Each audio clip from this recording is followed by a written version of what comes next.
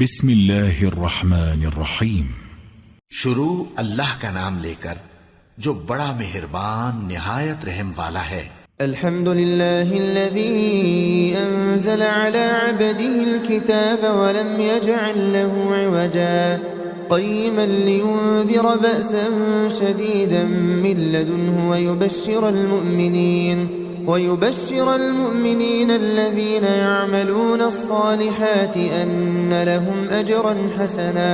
ماكثين فيه أبدا وينذر الذين قالوا اتخذ الله ولدا ما لهم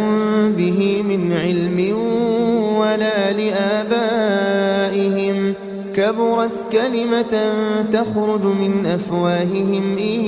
يقولون إلا كذبا. سب تعریف اللہ ہی کو ہے جس نے اپنے محبوب بندے محمد صلی اللہ علیہ وآلہ وسلم پر یہ کتاب نازل کی اور اس میں کسی طرح کی کجی اور پیچیدگی نہ رکھی بلکہ سیدھی اور سلیس اتاری تاکہ لوگوں کو